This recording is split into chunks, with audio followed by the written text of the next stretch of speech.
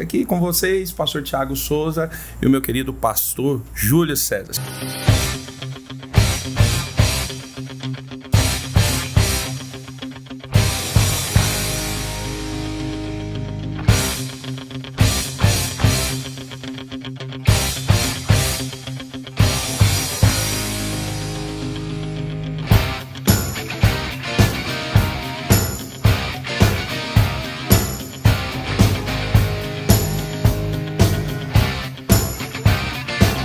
Seja bem-vindo, pastor. Prazer, pastor Thiago, estar contigo. Um prazer estar com essa galera abençoada, né? Uns cabra macho, muito bom.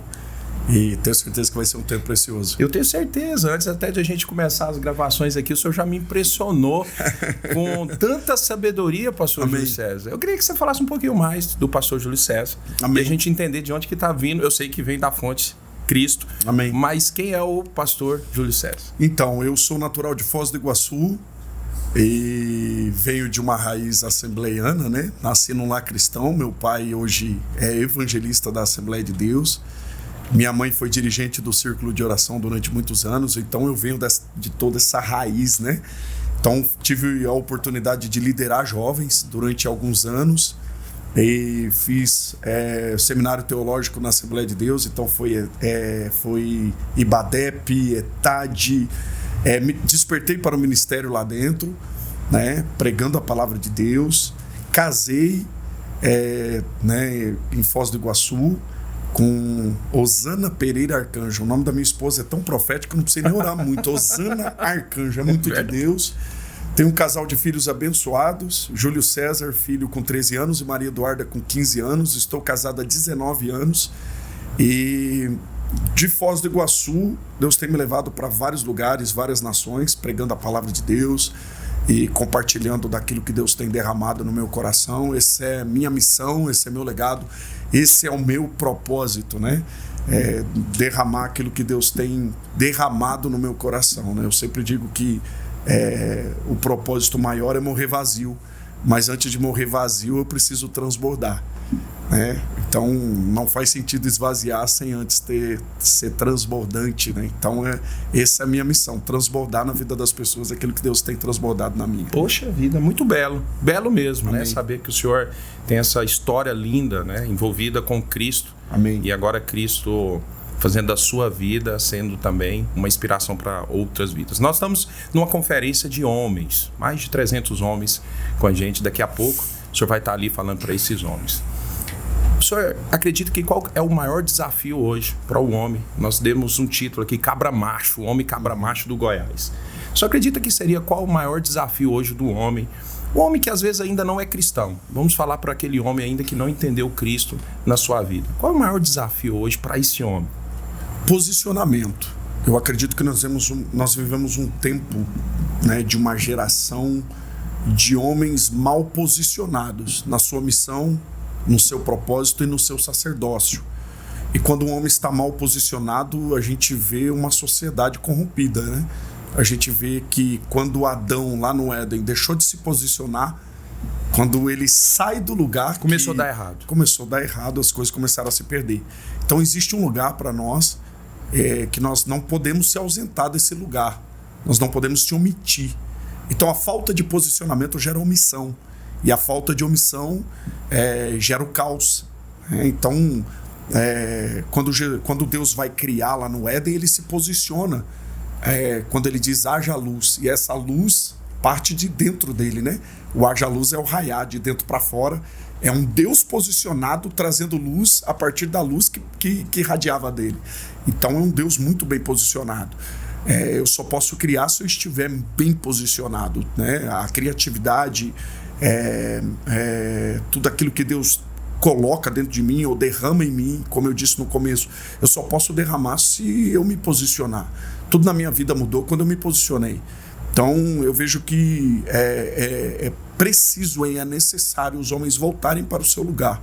Claro que eu não posso dizer que todos estão fora da sua posição, né? A gente não pode generalizar, mas na grande maioria nós vemos essa falta de posicionamento e essa omissão nos lares, no empreendedorismo, Nós, na sociedade como no um ministério todo, total, no ministério, quando a gente no diz ministério, isso. a gente vê na sociedade como um todo o homem se ausentando desse lugar. E quando o homem se ausenta, a gente vê o caos sendo instalado. Né? E a gente viu que essa era a maneira de Jesus, ensinava por exemplo.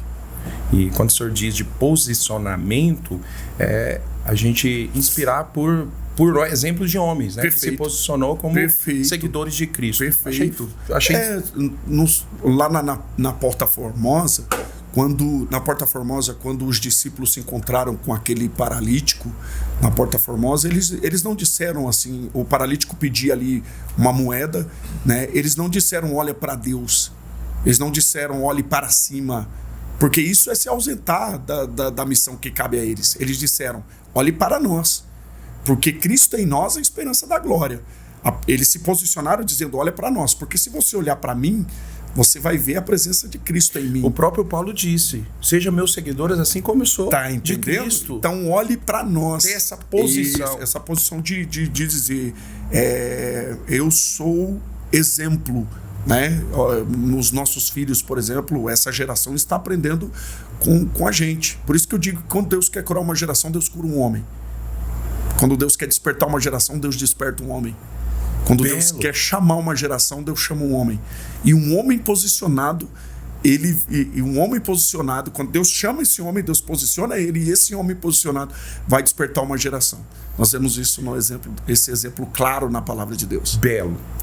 Achei sensacional essa mentalidade, mas aquele cara que tá ruim, ele tá derrotado, ele tá nos ouvindo agora e ele tá falando assim, gente, eu não consigo ver essa palavra que o pastor Júlio está dizendo aí. Como ele começa por onde? Ele tem que andar com homens que se posicionam.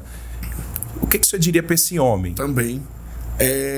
A primeira coisa que nós temos que fazer é decidir. Tomar uma decisão. Nós vemos na parábola do filho pródigo, o pródigo se posicionando.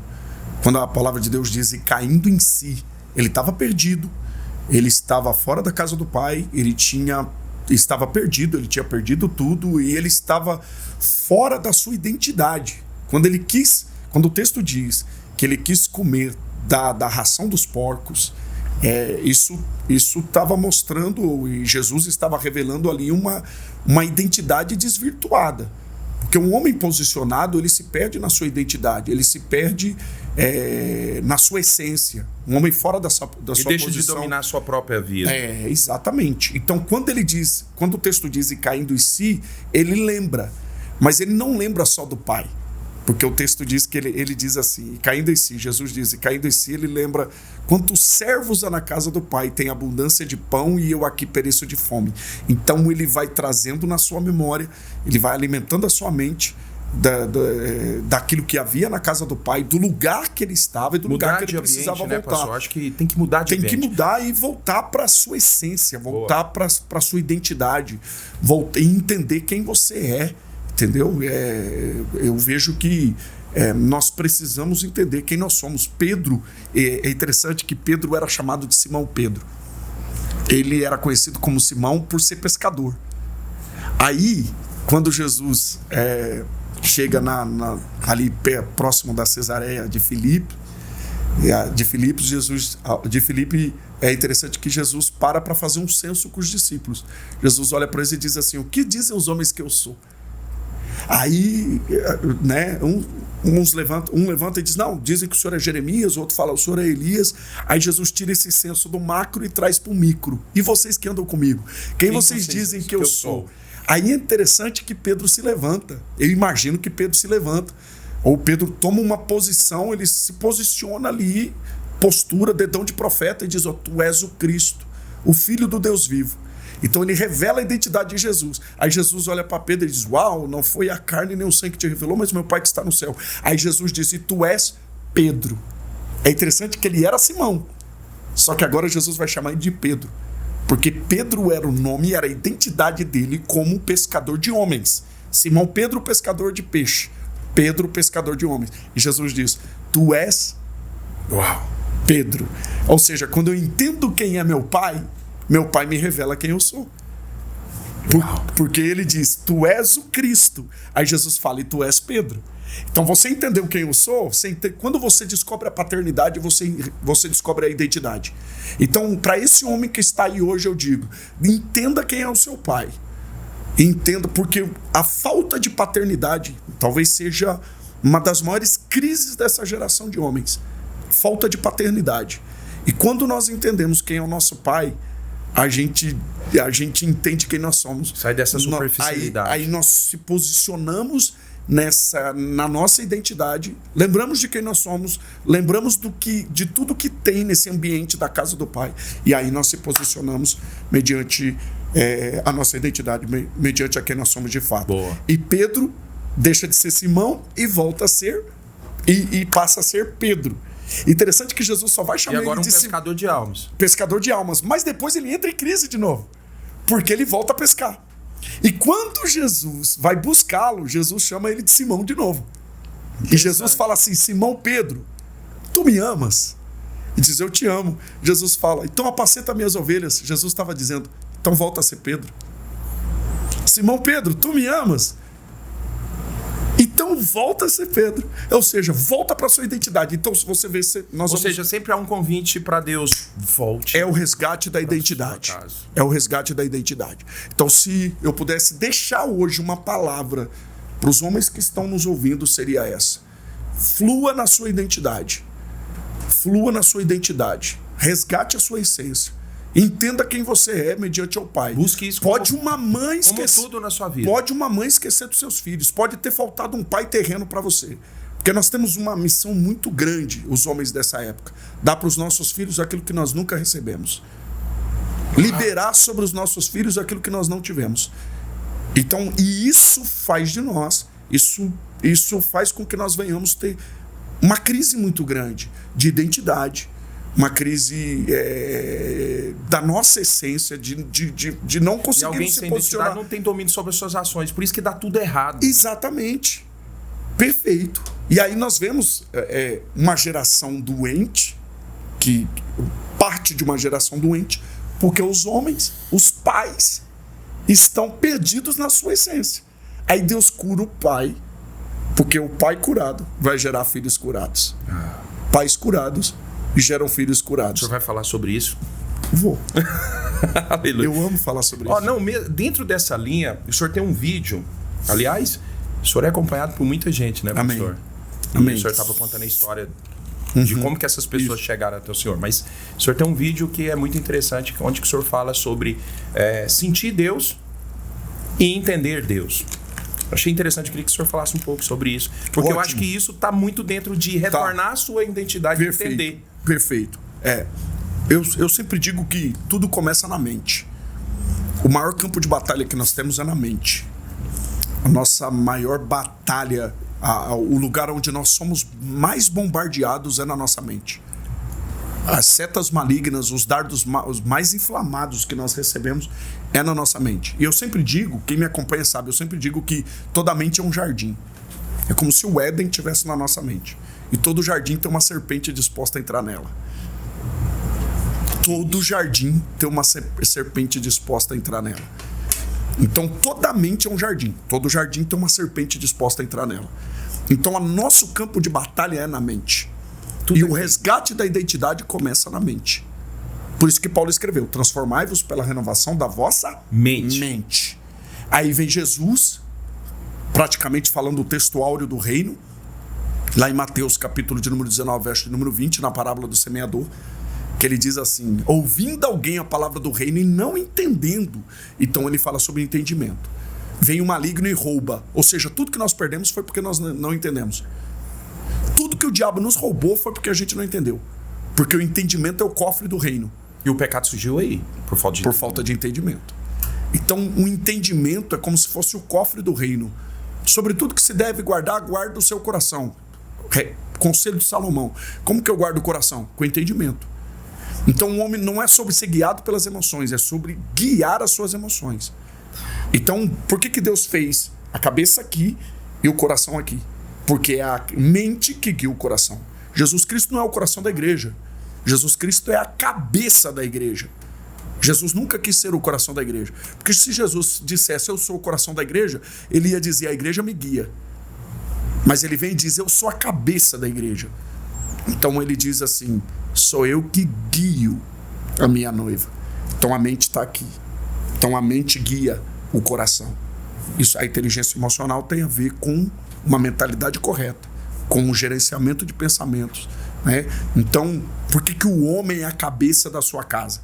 Porque ele é o sacerdote, ele é o líder, ele tem autoridade. A minha mente tem autoridade e governo sobre todo o meu corpo.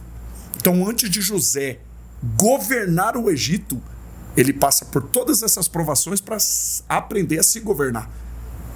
Então, você vê ele passando por todas essas intempéries, você vê ele passando por todas essas crises para aprender a governar.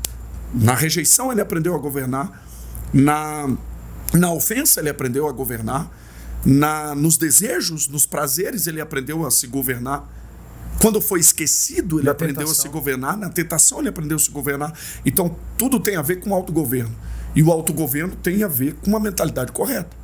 Então, não é sobre ser escravo dos desejos sexuais, não é sobre ser escravo do seu ímpeto, não é ser escravo das suas emoções, da sua personalidade, do seu gênio forte. É por isso que nós precisamos ter a mentalidade correta. Eu nasci assim, eu sou assim, a minha família é assim, porque e sempre vai ser assim. Porque o sentimento, quando a gente só ouve a mensagem do reino, a gente fica no campo do sentimento.